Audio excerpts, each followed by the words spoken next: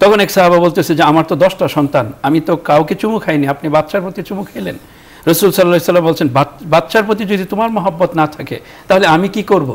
সন্তানের প্রতি মহব্বত, সন্তানের প্রতি মহব্বতটা কীরকম, যে আমি যদি সুঘ্রাণ গোলাপ ফুলের ঘ্রাণ নেই বা মেশকে আম্বরের আতরের ঘ্রাণ নেই, এটা আমার ভেতরটাকে যেরকম পরিবর্তন করবে, মস্তিষ্ককে আমার পরিবর্তন করে ভালো লাগবে, সন্তানের গালের মধ্যে যখন আমি নাকটা লাগাবো, সন্তানের নাকের সাথে যখন আমি নাকটা লাগাবো, তার গালে যখন আমি চুমু খাবো, এই যে সন্তান থেকে যে ঘ্রাণটা আসবে এটা মেশকে আম্বরের চেয়ে বেশি সুঘ্রাণ হতে হবে, নইলে সন্তানের প্রতি তার মহব্বত নেই। এটা রাসূল সাল্লাল্লাহু আলাইহি ওয়াসাল্লাম পদে পদে করে দেখেছেন। যায়েদ বিন হারেসার কথা আপনি জানেন অবশ্যই, যে পালক সন্তান ছোটই তো ছিল, কিন্তু কেমন মহব্বত রাসূল সাল্লাল্লাহু আলাইহি ওয়াসাল্লাম জায়েদ বিন হারেসাকে দিয়েছেন। লম্বা কাহিনী, তার বাবা চাচা যখন আসলেন, রাসূল সাল্লাল্লাহু আলাইহি ওয়াসাল্লাম বললেন যে তোমার পরিবার চলে আসছে, তুমি যেতে পারো। এই বলছেন আমি যাব না, এই রাসূল সাল্লাল্লাহু আলাইহি ওয়াসাল্লামের মহব্বত ছেড়ে আমি যাব না।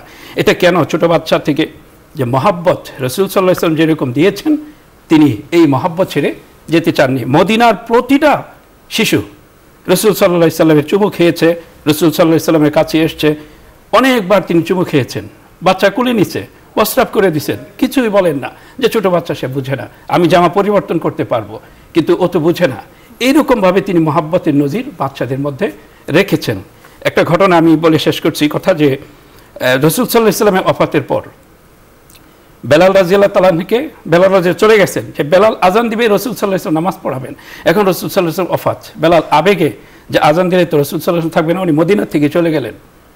তখন একদিন হাসান রাদিয়াল্লাহু তাআলা ডাকছেন যে আজকে আপনি আজান দিবেন। বেলাল বলছেন স্পষ্ট যে আমি আজান দিলে রাসূল সাল্লাল্লাহু আলাইহি ওয়াসাল্লাম সামনে গিয়ে নামাজ পড়াতেন, আজকে পারবেন আপনার নানাকে এনে দিতে নামাজ পড়ানোর জন্য? আমি এটা সহ্য করতে পারবো না, নামাজ পড়াবো না। তখন হাসান বলছেন না, আমি বলতেছি, আদেশ করতেছি। তখন বেলাল বলছেন যে তাহলে একটা শর্ত, আপনি জামাটা খুলেন, আপনার নাভিটা একটু বাইর করেন, আমি ওই জায়গায় একটা চুমু খাবো, যদি আপনি দেন তাহলে আমি আজান দিব। হাসান জামা সরাইলেন, নাভিতে চুমু খেয়ে বললেন যে এই জায়গায় আপনার নানা আপনাকে চুমু খেতে আমি দেখেছি, রাসূল সাল্লাল্লাহু আলাইহি ওয়াসাল্লামের ঠোঁটটা যেখানে লেগেছে আমি এখানে লেগেছি। তারপর বেলাল আজান দিয়েছেন। কত চমৎকার রাসূল সাল্লাল্লাহু আলাইহি ওয়াসাল্লাম কিভাবে মহব্বত করতেন বাচ্চাদেরকে। এই জন্য বলছে মালহাম মালহাম ইয়ারহাম সগীরানা ওয়ালা ইওয়াক্কির কবীরানা ফালাইসা বিন্না। বড় চমৎকার, অত্যন্ত সুন্দর কথা আপনি বলছিলেন। দর্শক মণ্ডলী, রাহমাতে আলম সাল্লাল্লাহু আলাইহি ওয়াসাল্লাম যেমন শিশুদেরকে মহব্বত করতেন, তেমন শিশুরাও রাসূল আকরাম সাল্লাল্লাহু আলাইহি ওয়াসাল্লামকে মহব্বত করতেন। দয়ার নবী, মায়ার নবী, রাহমাতে আলম সাল্লাল্লাহু আলাইহি ওয়াসাল্লাম যখন মক্কা থেকে মদিনায় হিজরত করেছেন, তখন মদিনার সকলেই, অর্থাৎ বুড়ো, যুবক, নারী, পুরুষ সকলেই, এর মধ্যে শিশুরাও কিন্তু বাহিরে ছিল না, সকলেই রাসূলকে ইস্তেকবাল জানানোর জন্য, সম্বর্ধনা জানানোর জন্য শহরের থেকে বাইর হয়ে এসেছেন। কেউ টিলার উপরে, কেউ উঁচু জায়গাতে, কেউ চালের উপরে, কেউ ছাদের উপরে, কেউ গাছের উপরে, যে যেখানে পেরেছেন রাসূলকে আগে দেখার জন্য একটা প্রতিযোগিতা তাদের মধ্যে ছিল, যে রাসূলের সুন্দর চেহারাখানি আমি সকলের আগে দেখব। এবং বড় চমৎকারভাবে তারা সেই ঐতিহাসিক যেই শেয়ার কবিতা আবৃত্তি করেছিল, তা আজও ইতিহাসের পাতায় স্বর্ণাক্ষরে লিখিত রয়েছে। তারা বলেছিল তালা আল বদরু আলাইনা মিনসানি ইয়াতিল বিদা ওয়াজাবা শুক্রু আলাইনা মাদা লিল্লাহিদা। আল্লাহু আকবার। যে রাসূলকে তারা তখন উপমা দিয়েছিলেন যে তিনি পূর্ণিমার চাঁদ, আমাদের কাছে উদিত হয়েছে, আমাদের উপরে অত্যাবশ্যকীয়, জরুরি, আবশ্যকীয় যে রাসূলের শুকরিয়া আদায় করা, গুণকীর্তন করা। আল্লাহু আকবার। রাহমাতে আলম সাল্লাল্লাহু আলাইহি ওয়াসাল্লাম যেমন অকৃত্রিম মহব্বত করতেন শিশুদেরকে, শিশুরাও রাসূল আকরাম সাল্লাল্লাহু আলাইহি ওয়াসাল্লামকে অকৃত্রিম মহব্বত করতেন। আল্লাহ রাব্বি করিম এই মহব্বতের তাকাজায়, এই মহব্বতের কারণে রাসূল আকরাম সাল্লাল্লাহু আলাইহি ওয়াসাল্লামের সুন্নাহর অবলম্বনে যিনি শিশুদেরকে মহব্বত করবেন, ভালোবাসবেন, রাসূলের একটা সুন্নাহ কিন্তু জিন্দা হয়ে যাবে। আর আখিরি জামানায় যিনি রাসূলের সুন্নাহকে জীবিত করবেন, সুন্নাহ অনুযায়ী চলবেন, আল্লাহ তাআলার থেকে অনেক বড় পুরস্কার কিন্তু তার জন্য রয়েছে। এবং বলা হয়েছে যে সুন্নাহর উপরে আমল নেই, যিনি সুন্নত হিসাবে সেটাকে আমল করছেন, ফালাহু আজরু মিআতি শাহিদ, 100 শহীদের মর্যাদা আল্লাহ পাক তাকে দান করবেন। সুবহানাল্লাহ। রসুলের সুন্নতের উপরে চলি, সুন্নতের মোহাব্বত করি এবং রসুল আকরাম সাল্লাল্লাহু আলাইহি সাল্লাম যেইভাবে শিশুদেরকে মোহাব্বত করতেন, যেইভাবে শিশু প্রতিপালনে দিক নির্দেশনা দিয়েছেন, শিক্ষার জন্য কথাগুলো বলেছেন, আমাদেরকে মানার বোঝার তৌফিক দান করেন। আলোচ্য বিষয় নিয়ে আপনাদের যদি কোনো কিছু জানার অথবা বোঝার থাকে আপনি প্রশ্ন করতে পারেন, অথবা ইসলামের যে কোনো মাসলা মাসাইল নিয়ে আপনি প্রশ্ন করুন। প্রশ্ন করার আগে টিভির ভলিউম কমিয়ে অল্প কথায় সুস্পষ্টভাবে আমরা কথা বলবো। প্রথমে যিনি আছেন, আসসালামু আলাইকুম। দর্শক পরিচয় বলে আপনি প্রশ্ন করুন। হ্যালো, আসসালামু আলাইকুম। ওয়ালাইকুম আসসালাম ওয়া রাহমাতুল্লাহ। হুজুর, আমার দুটো প্রশ্ন ছিল। পরিচয় বলুন, প্রশ্ন করুন। মিরপুর থেকে আশা বলছি। টঙ্গী থেকে? মিরপুর থেকে, ঢাকা মিরপুর থেকে। জি জি জি। মিরপুর থেকে যে আগে আমার নাতনি হয়েছে, নাতনি এখন আকিকা দিব, আকিকার নিয়মটা বলেন। আর হলো এই যে আর আকিকার ওই চুলের ওজনে টাকা বা রূপা যেটাই যেটা কাকে দেব, আর লিয়ানা রশিদ আইজা এটা নামের অর্থ কি? ধন্যবাদ আপনাকে। দুটো মাসআলা জানতে চেয়েছেন আপনি, নাতনির আকিকা সম্পর্কে এবং চুলের অর্থ কাকে দেবেন। আমরা কথা বলছি দুটো বিষয় নিয়ে, তবে আমরা নামের অর্থ নিয়ে অনুষ্ঠানে কথা বলি না। আপনি অবশ্যই নামের জন্য বই আছে অথবা গুগলে অনুসন্ধান করে সেটা আপনি পেয়ে যাবেন। মোহতারাম, বুঝতে পেরেছি? জি, বুঝতে পেরেছি। উনি আকিকা সম্পর্কে একটু জানতে চেয়েছেন। আকিকা এটা সুন্নাত, রাসূল করিম সাল্লাল্লাহু আলাইহি সাল্লামের সুন্নাত। এটা আকিকা দেওয়ার নিয়ম হলো যেদিন বাচ্চা হবে তার সপ্তম দিনে। এটা নিয়ে আমরা আগেও আলোচনা করেছি। কথার কথা, যদি বাচ্চা শুক্রবারে জন্ম নেয় তাহলে বৃহস্পতিবারে তার সপ্তম দিন। এই সপ্তম দিনে আকিকা করা সুন্নাত। যদি ছেলে হয় তাহলে একটা, দুইটা করলে ভালো। আর যদি মেয়ে হয় তাহলে একটা। ছাগল বা খাসি। আর যদি গরুতে হয়, গরুতে 7 শরীকের অংশের মধ্যেও সে অংশীদার হতে পারে। আর কুরবানির সময় যদি সে কুরবানির করার মতো সামর্থ্য তার থাকে, ওয়াজিব হয়, তাহলে আগে কুরবানি করবে। আর যদি কুরবানি করার পরেও কুরবানির প্রাণীর সাথে যদি সে অংশগ্রহণ করতে চায় বা আলাদা আকিকা দিতে চায় কুরবানিতে, সেটারও সুযোগ আছে।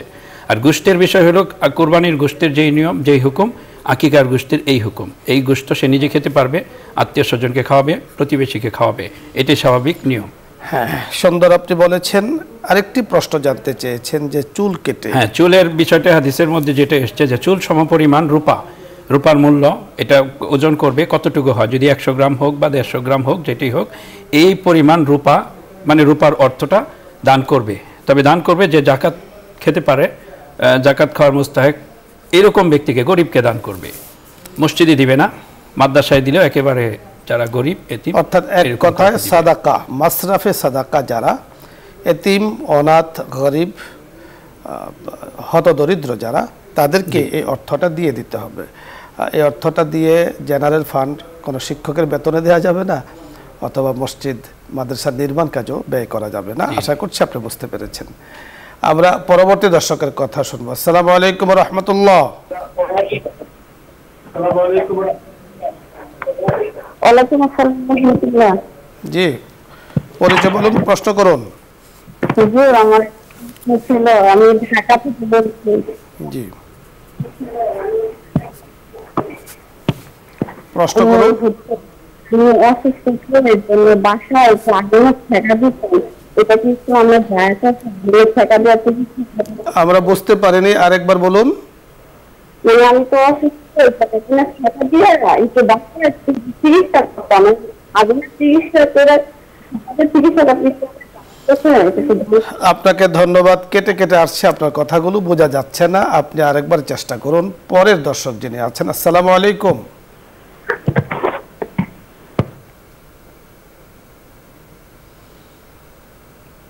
দর্শক শুনতে পাচ্ছেন, প্রশ্ন করুন।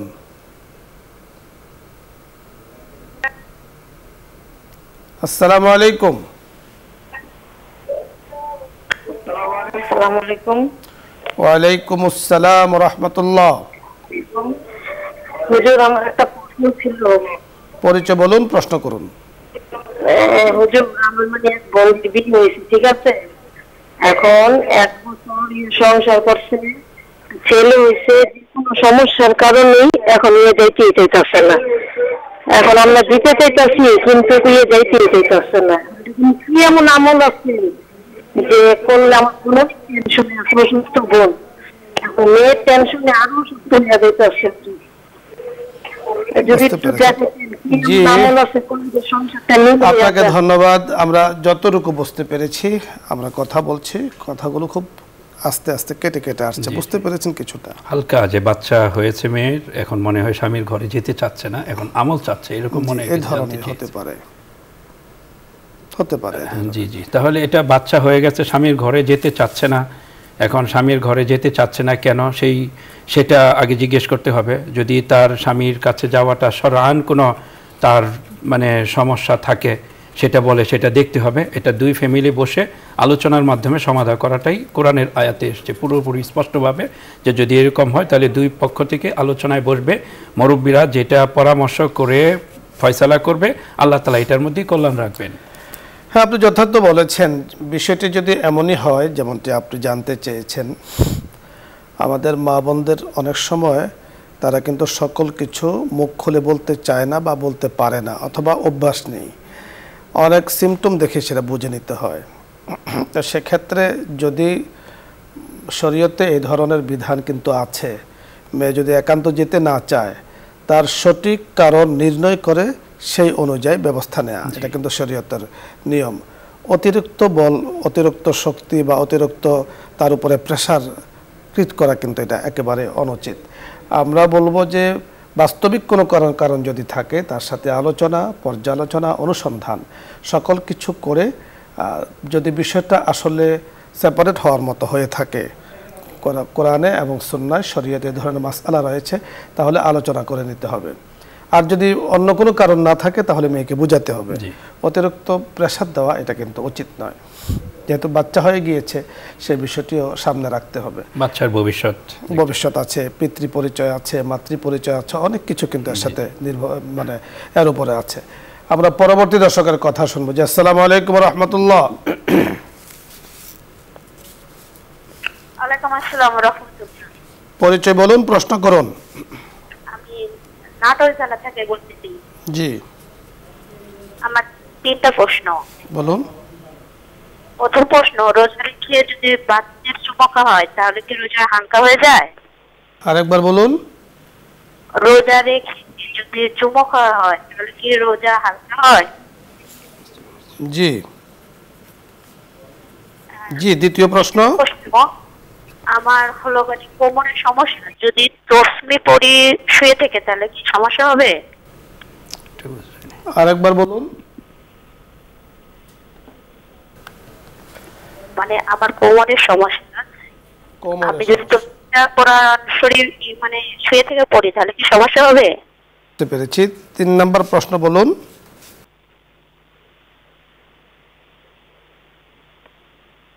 আমরা অনেক কষ্ট করেই বুঝতে পেরেছি। অত্যন্ত সুন্দর সুন্দর প্রশ্ন আপনি করেছেন, খুব গুরুত্বপূর্ণ প্রশ্ন।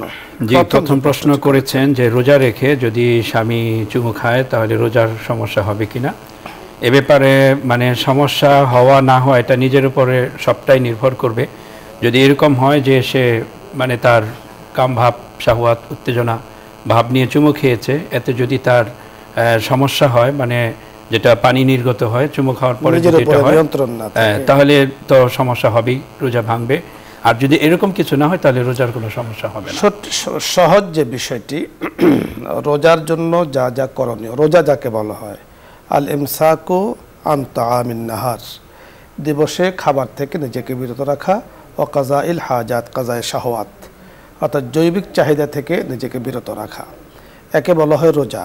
তাহলে দিবসে খাবার, জৈবিক চাহিদা, এই দুটো হলো রোজার জন্য একেবারে প্রতিবন্ধক।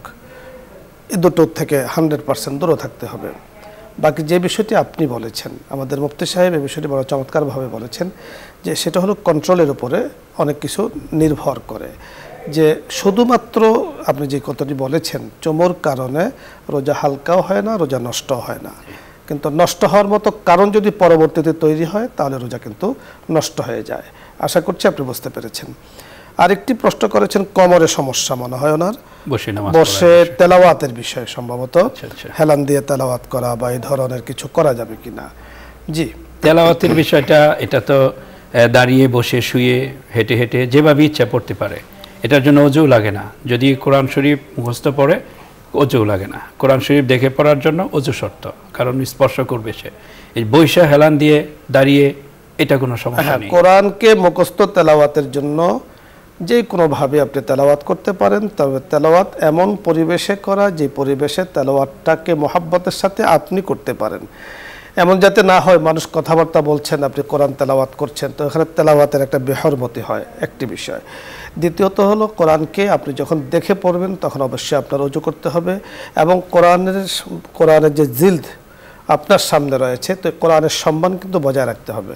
আর স্বাভাবিকভাবে আদব সাথে, এহতেরামের সাথে, সম্মানের সাথে কোরআন তেলাওয়াত করা।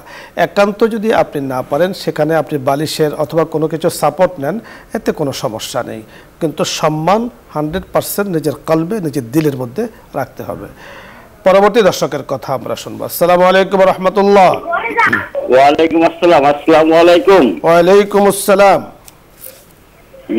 হুজুর ভালো আছেন?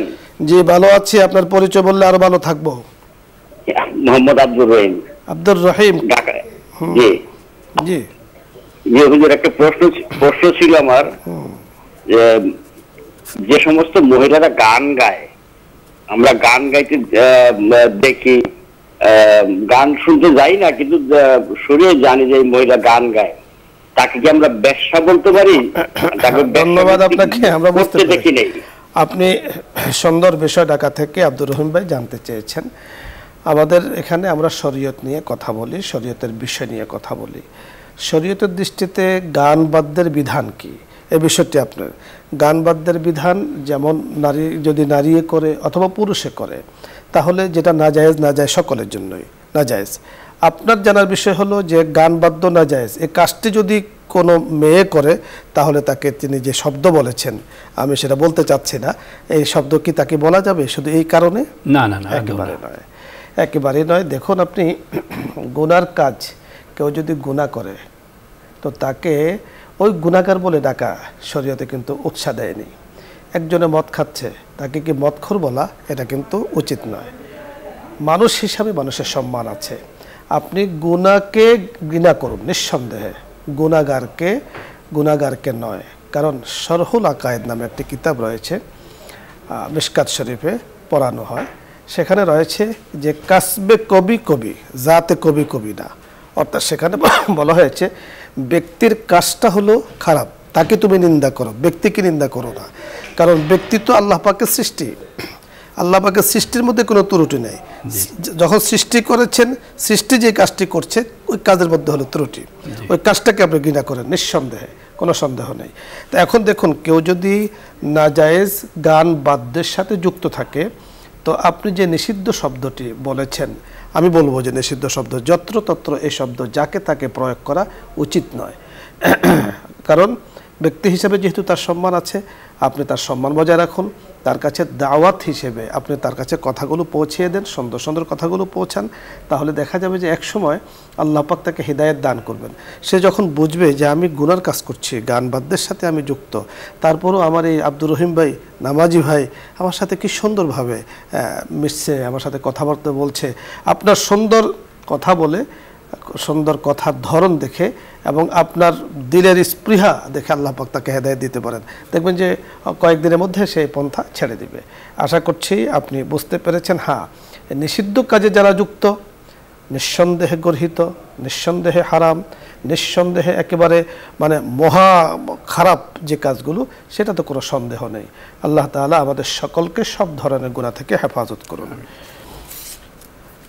আমরা পরবর্তী দর্শকের কথা শুনবো। জি, আসসালামু আলাইকুম ওয়া রাহমাতুল্লাহ। ওয়ালাইকুম আসসালাম রাহমাতুল্লাহ। জি, আরে মাদ্রাসা জি না? জি, প্রশ্ন করুন। হুজুর, এটা প্রশ্ন করতেছি, এটা আপনার কোনটা মাদ্রাসা? আপনি কোথা থেকে বলছেন? আমি যে তেজগাঁও থেকে বলছি। তেজগাঁও থেকে বলুন। এটা আপনার ঘরে কোন জায়গায় মাদ্রাসা? এটা নাম্বার না? আমরা মাদ্রাসার নাম্বার নয়, এটা নিউজ 24 এর নিয়মিত প্রোগ্রাম বিকেল 5টায় সম্প্রচারিত হয়, লাইভ অনুষ্ঠানের আপনি যে নাম্বারটি পেয়েছেন আপনার কাছে কোনো মাদ্রাসা নয়, এখানে একটা অনুষ্ঠান চ্যানেলে আমরা কথা বলছি, নিউজ 24।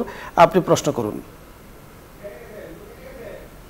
সম্ভবত কানেকশন বিচ্ছিন্ন। পরবর্তী দর্শকের কথা আমরা শুনবো। জি, আসসালামু আলাইকুম ওয়া রাহমাতুল্লাহ। আসসালামু আলাইকুম হুজুর। ওয়ালাইকুম আসসালাম।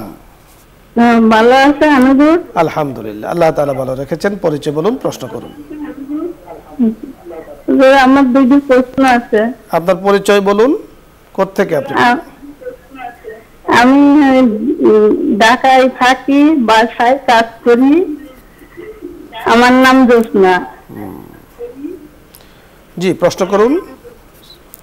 আমার দুইটি প্রশ্ন হলো যে এই ফজরের নামাজ যদি কায়দা হয়ে যায় তা কয়টা তোমাকে পড়া যাবে? জি। আর একটা প্রশ্ন হলো যে মহিলাদের মুখে যে 2-4টা দাড়ি হয় এর জন্য কি হয়? জি, আমরা বুঝতে পেরেছি, আপনি শুনতে থাকুন, আমরা কথা বলছি। প্রশ্নগুলো বুঝতে পেরেছেন? জি, প্রশ্নগুলি বুঝতে পেরেছি। প্রথম প্রশ্ন হলো ওনার কি বললেন প্রথম প্রশ্নটা? ফজরের নামাজ যদি কাজা হয়ে যায়, কাজা বলতে সূর্য উঠে গেলে তাহলে কাজা, সূর্য ওঠার আগ পর্যন্ত পড়া যাবে। সূর্য উঠে গেলে, সূর্য উঠে গেছে, তখন সূর্য ওঠার যখন শুরু হয়েছে তার থেকে 16-17 মিনিট পরে পড়ে নেবেন। সুন্নাত সহ পড়বেন। জোহরের আগ পর্যন্ত যদি পড়েন তাহলে 2 রাকাত সুন্নাত সহ উনি ফরজ পড়বেন। তাহলে ফজরের সুন্নাত, ফজরের কাজার সিস্টেম এটা। আর দ্বিতীয় আরেকটা প্রশ্ন করেছেন যে মহিলাদের মুখে যদি, মহিলাদের মুখে দাড়ি, দেখেন পুরুষের মুখে দাড়ি উঠবে, মহিলাদের মুখে দাড়ি, এটা আল্লাহ তাআলা মানে সিস্টেমটা রাখেন না। তারপরেও যদি কিছু কিছু মহিলার মুখে দাড়ি উঠে, এটা কেটে ফেলা ওয়াজিব, কারণ তার সৌন্দর্য বিঘ্নিত হয় এতে। পুরুষের দাড়ি রাখা সৌন্দর্য আর মহিলাদের দাড়ি কেটে ফেলা সৌন্দর্য। যদি উঠে যায় তাহলে এটা কাটাটা ওয়াজিব, কাটতে হবে। হ্যাঁ, এটার জন্য আমরা বলবো যে খুব একটা বিচলিত হওয়ার কিছু নেই যে মহিলাদের মুখে 2-1টি দাড়ি উঠেছে। আমি নিজেও দেখেছি আমাদের অনেক বয়োবৃদ্ধ আমাদের দাদিদেরকে, মাদেরকে, যে মুখের মধ্যে 2-1টি দাড়ি দেখা যায়। তো এটা বিচলিত হওয়ার কিছু নেই, এটা কোনো কিছুর লক্ষণও নয়। এটা আসলে ডাক্তাররা ভালো বলতে পারবেন, হরমোনজনিত কোনো কারণে হতে পারে এই ধরনের মানে পশম ওঠে। এটাকে দাড়ি হিসাবে দেখা যাবে না, এটা জাস্ট পশম উঠছে এই হিসাবে দেখতে হবে। এর জন্য আমাদের মুফতি সাহেব বলে দিয়েছেন যে এটাকে কেটে ফেলতে হবে। আর দেখা যাচ্ছে যে যদি অসুন্দর দেখা যায়, তাহলে দেখতে বিশ্রী দেখা যায়, তাহলে যেটা বিশ্রী দেখা যায় সেটাকে কেটে সুন্দর পরিপাটি করে থাকা, এটাই কিন্তু নিয়ম। আশা করছি আপনি বুঝতে পেরেছেন কথাটি। এই জন্য বারবার বললাম যে অনেকে পেরেশানিতে পড়ে যায় যে মুখে দাড়ি উঠেছে, আবার কি সে পুরুষ হয়ে যাচ্ছে কিনা, এই ধরনের কিছু, এই ধরনের ভ্রান্ত ধারণা থেকে নিজেকে দূরে রাখতে হবে। আমরা পরবর্তী দর্শকের কথা শুনবো। আসসালামু আলাইকুম ওয়া রাহমাতুল্লাহ। আসসালামু আলাইকুম। ওয়ালাইকুম আসসালাম। হুজুর, আমার মানে প্রশ্ন ছিল। পরিচয় বলুন। পরিচয়, আমি ঢাকা থেকে বলছি। ঢাকা থেকে? জি। হ্যাঁ, নিশা। হুজুর, হয়েছে কি, আমার বয়স 45। হ্যাঁ, আমি একটু প্রায় অসুস্থ থাকি এখন। হ্যাঁ, তো আমি যখন অসুস্থ থাকি, আমার হাজবেন্ড আমার অসুস্থতা তার কাছে ভালো লাগে না। হ্যাঁ, খুব রাগারাগি করে, গালাগালি করে, আর খুব অসন্তুষ্ট ভোগ করে আমার প্রতি। তো আমি হুজুর তাহাজ্জুদ গুজারি, আমি কি করব, কি করলে আমি সুস্থ থাকবো, আর কি করলে এইভাবে সংসারটা করবো, আমাকে জানাবেন কি? জি হুজুর, আমার এই প্রশ্নটুকু, আর কোনো প্রশ্ন না। ধন্যবাদ। ঢাকা থেকে আমার বোন প্রশ্ন করেছেন, আপনাকে ধন্যবাদ। অত্যন্ত দুঃখজনক একটি বিষয় যেটা আপনার স্বামী আপনার সাথে করছে, আমরা সমবেদনা জ্ঞাপন করছি। একেবারে অনুচিত একটি কাজ। জি, অসুস্থতা এটা তো আল্লাহ তাআলার পক্ষ থেকে, যখন যাকে আল্লাহ তাআলা পছন্দ করবেন, বুজুর্গানে দিন বলে থাকেন যে আল্লাহ তাআলা পছন্দ করলে অসুস্থতা দেন। কারণ একদিনের অসুখে তার মানে 1 বছরের গুনাহ মাফ হয়। 360টা জোড়া আছে শরীরের মধ্যে, যদি সারা শরীর অসুস্থ জ্বরে এই ধরনের আক্রান্ত হয় তাহলে 360 দিনের গুনাহও তার মাফ হয়। এখন এটা মানে অসুস্থতা স্বামী যদি মানে খারাপ নেয়, এটা স্বামীর জন্য খারাপ বিষয়টা, কারণ অসুস্থতা এটা মানুষের নিজের কামাই না, এটা সাহাবাদের মধ্যে হয়েছে, রাসূল সাল্লাল্লাহু আলাইহি ওয়াসাল্লাম হয়েছে, আয়েশা রাদিয়াল্লাহু তাআলা আনহা অসুস্থ হয়েছেন, তখন রাসূল সাল্লাল্লাহু আলাইহি ওয়াসাল্লাম কি করেছেন, এটা আমাদের জন্য আদর্শ। রাসূল সাল্লাল্লাহু আলাইহি ওয়াসাল্লাম আয়েশার কাছে গেছেন, রীতিমতো তার খোঁজখবর নিয়েছেন, মাথা হাত দিয়েছেন, পানি দিয়েছেন, খোঁজখবর নিয়েছেন, আগের তুলনায় বেশি খবর নিতেন। অসুস্থ, তার কাছে থাকাটা তার মনটা ভালো লাগবে, মনটা বড় হবে। এখন যদি স্বামী এটা না বোঝে, তাকে বুঝাতে হবে। আর যদি অসুস্থতা এরকম হয়ে থাকে নিজের অনেকটা অর্জিত, ঠান্ডা লাগায়, বেশি বেশি ঠান্ডা, মেয়েদের অনেক সময় ঠান্ডা থাকে জনিত অসুবিধা থাকে, বেশি বেশি পানি হাতায় বা করে, যদি অনেক সময় নিজের থাকে তাহলে ওটা থেকে বেঁচে থাকা দরকার। আপনি যথার্থ বলেছেন। আমাদের বন্ধু আপনার স্বামীকে আমরা বলবো যে রোগ আল্লাহ পাকের নিয়ামত, অসুস্থতা সুস্থতা, সম্পদ সম্পদহীনতা, সকল কিছু আল্লাহ পাকের নিয়ামত। আমার বন্ধুকে আমরা বলবো যে আপনি যদি এই নিয়ামতটাকে শুকরিয়া হিসাবে গ্রহণ করেন, নিয়ামত হিসাবে গ্রহণ করেন এবং শুকরিয়া জ্ঞাপন করেন, তো আল্লাহ পাক নিয়ামতকে বাড়িয়ে দিবে। আপনার শুকরিয়ার কারণে আল্লাহ পাক আপনার স্ত্রীকে ভালো করে দিবেন, বুঝতে হবে। একদম এ হলো আমার ভাইয়ের জন্য, বন্ধুর জন্য বললাম। আর আমাদের বোনের জন্য যে আমাদের যে কথা থাকবে সেটা হলো যে অনেক সময় আপনি যেমনটি প্রথম কথা শুরু করেছেন যে হুজুর আমার বয়স এত, প্রায় আমি অসুস্থ থাকি, তা আপনার কথার দ্বারাই মনে হচ্ছে যে আপনি হীনমন্যতার শিকার। যে অনেক সময় মানুষ সিদ্ধান্তের উপর অনেক কিছু কিন্তু নির্ভর করে। আপনি যদি নিজের মনকে শক্ত রাখেন, সিদ্ধান্ত থাকে, অসুস্থ আপনার কাছে ধারে কাছে আসতে পারবে না। সামান্য অসুস্থ হলে এটাকে অনেক দূরে চলে যাবে আপনার ভয়ে। আপনাকে ওইভাবে চলতে হবে, মনের বল আপনাকে রাখতে হবে। কারণ আমাদের সমাজে আমরা শুনেছি ছোটবেলায় যে বনের বাঘে খায় না, মনের বাঘে খায়। তো এই ধরনের আপনি হীনমন্যতার শিকার হওয়ার কোনো দরকার নেই। রোগ আল্লাহ তাআলা দিয়েছেন, আপনি শুকরিয়া আদায় করুন, সংসার সুন্দরভাবে চলবে। আপনার স্বামীকে বোঝাতে হবে এবং স্বামী খুশি থাকে এই ধরনের পরিবেশ, এই ধরনের সাজসজ্জা কিন্তু গ্রহণ করা, সেটাও কিন্তু আমাদের শরীয়তের একটা নির্দেশনা রয়েছে। আপনি সেগুলো পালন করুন। আপনার জন্য আমাদের দোয়া রইল, আল্লাহ পাক আপনার পরিবারকে শান্তিময় করুন। আমরা পরবর্তী দর্শকের কথা শুনবো। আসসালামু আলাইকুম রাহমাতুল্লাহ। হ্যালো, আসসালামু আলাইকুম। ওয়ালাইকুম আসসালাম। হুজুর আমি রানী বলছি ঢাকা থেকে। জি, ঢাকা থেকে। হুজুর এশারের নামাজ কি কয় রাকাত হয়? জি, আমরা বুঝতে পেরেছি, ধন্যবাদ আপনাকে। এশারের নামাজ কয় রাকাত পড়তে হয় এ হলো প্রশ্ন। আপনাকে বলছি এশারের নামাজ কত রাকাত হুজুর পড়তে হয়? জি, এশার নামাজ ফরজ তো 4 রাকাত, এটা কি এশার নামাজ বলে? ফরজ 4 রাকাত, তার সঙ্গে 2 রাকাত সুন্নতে মুআক্কাদা এটাও পড়বে, তারপরে 3 রাকাত এটা হচ্ছে বিতর ওয়াজিব, এই মোট 9 রাকাত পড়তে হবে। এরপরে তার সাথে মিলিয়ে যদি আরো 2 রাকাত 4 রাকাত পড়ে এটার অনুমতি আছে। বেতরের নামাজের রক্ত যদিও শেষ রাত্রিতে, কিন্তু আমরা অনেকেই এশার সাথে পড়ে নিই, যেহেতু আমরা নিশ্চিত নয় যে আমরা শেষ রাত্রিতে উঠতে পারবো। এজন্য আপনি যদি নিশ্চিত উঠেন শেষ রাত্রিতে তাহলে আপনি তখন পড়বেন। আর যদি নিজের উপরে সে বিশ্বাস না থাকে তাহলে আপনি এশার পরে 2 রাকাত সুন্নতের পরে বেতের পড়ে নেবেন। এখানে একটি বিষয় মনে রাখতে হবে যে বেতেরের রক্ত শুরু হয় এশার পরে। আপনি রাত্রির যখনই এশা পড়বেন, এশার পরে বেতের রক্ত, এশার আগে কখনো বেতের রক্ত নয়। আশা করছি বুঝতে পেরেছেন। মোহতারাম, আপনাকে ধন্যবাদ জানাচ্ছি। আজকে আপনি আমাদের অনুষ্ঠানে এসেছেন, বড় সুন্দর আলোচনা করেছেন। দর্শক মণ্ডলী, আজকে অনেকগুলো বিষয় নিয়ে আমরা কথা বলছি। আল্লাহ রাব্বুল কারীমের কাছে আজকে আমরা আমাদের এই অনুষ্ঠানে শেষে আমরা একটি দোয়া করছি যে আল্লাহ তাআলা যেন আমাদেরকে দ্বীনের সঠিক বুঝ দান করেন এবং মানুষ হিসাবে মানুষের মধ্যে যে বুঝ থাকা দরকার সেটা যেন আল্লাহ তাআলা দান করেন। এই দুটো বিষয় যখন একজন মানুষের ভেতরে আল্লাহ তাআলা দেবেন, তখন তার মধ্যে মানবতা, ইনসানিয়াত, সভ্যতা সব কিন্তু চলে আসবে। আর দুটো বিষয়ের কোনো একটাতে ঘাটতি যখন হয়ে যায় তখন সবগুলোর মধ্যে কিন্তু ঘাটতি দেখা যায়। আল্লাহ রাব্বুল কারীম আমাদেরকে কথাগুলো বোঝার তৌফিক দান করুন, নবীজির সুন্নাহ অনুযায়ী জীবন পরিচালনা করার তৌফিক দান করুন। ভালো থাকুন, সুস্থ থাকুন। আগামী দিন বিকেল 5টায় চোখ রাখুন নিউজ 24 পর্দায়। ইসলাম আমরা অনুষ্ঠানটি দেখার জন্য আশাবাদ ব্যক্ত করে আজকের মতো বিদায় নিচ্ছি। আসসালামু আলাইকুম ওয়া রাহমাতুল্লাহি ওয়া বারাকাতুহু। দোয়া হবে, দরুদ ইস্তেগফার পাঠ করি। اللهم صل على محمد وعلى آل محمد كما صليت على إبراهيم وعلى آل إبراهيم إنك حميد مجيد. اللهم بارك على محمد وعلى آل محمد كما باركت على إبراهيم وعلى آل إبراهيم إنك حميد مجيد.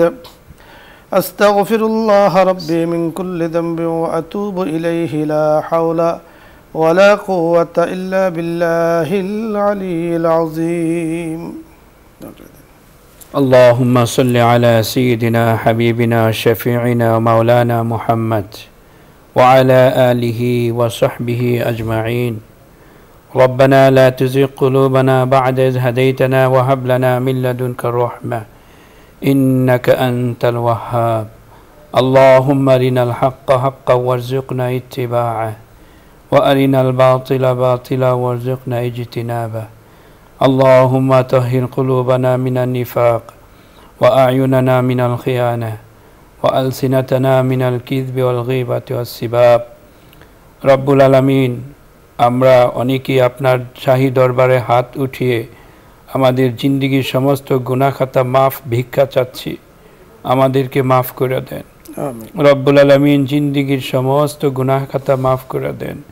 বুঝে না বুঝে, ইচ্ছায় অনিচ্ছায় অনেক ধরনের গুনাহ আমরা করেছি, প্রতিনিয়ত গুনার সাথে আমরা জড়িত আছি। রব্বে করিম, আপনি রহমান, আপনি গফফার, আপনি এত সুন্দর সুন্দর নামের উছিলায় আমাদের জিন্দেগির সমস্ত গুনাহ খাতাগুলো মাফ করে দিন।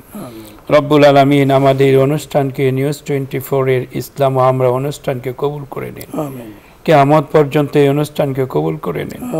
এই অনুষ্ঠান এত সুন্দর ইসলামী একটা অনুষ্ঠানের ব্যবস্থা যারা করেছে, রব্বুল আলামিন তাদেরকে কবুল করে নিন, তাদেরকে পরিপূর্ণ হিদায়াত দান করুন, তাদেরকে দুনিয়ার মধ্যে সুস্থ রাখুন, রব্বুল আলামিন শান্তিতে রাখুন। এই অনুষ্ঠানকে সব সময়ের জন্য আপনি কবুল করুন। নিউজ 24 কে আরো সুন্দর সুন্দর অনুষ্ঠান করার সুযোগ করে দিন। রব্বি করিম, নিউজ 24 এর যত সদস্য আছে সবাইকে আপনি সিহত আফিয়াতের সাথে রাখুন, সবাইকে আপনি কবুল করুন, সবার মাঝে দ্বীন দান করুন, হিদায়াত দান করুন। রব্বুল আলামিন সবাইকে মাগফিরাত দান করুন। রব্বুল আলামিন বসুন্ধরা গ্রুপকে মাফ করে দেন, বসুন্ধরা গ্রুপের সকল সদস্যকে কবুল করে নেন, চেয়ারম্যান, এমডি সকল সদস্যকে আপনি কবুল করে নেন, তাদেরকে আরো দিনের কাজ বেশি বেশি করার তৌফিক দান করুন। সব ধরনের বিপদ আপদ বালা মুসিবত থেকে তাদেরকে হেফাজতে রাখুন। রব্বুল আলামিন, যে যেখান থেকে হাত তুলেছে সবার হাতকে আপনি কবুল করে নিন, আমাদেরকে ঈমানি মৃত্যু নসিব করেন। সুবহান রাব্বিকা রাব্বিল ইজ্জাতি আম্মা ইয়াসিফুন ওয়া সালামুন আলাল মুরসালিন ওয়ালহামদুলিল্লাহ।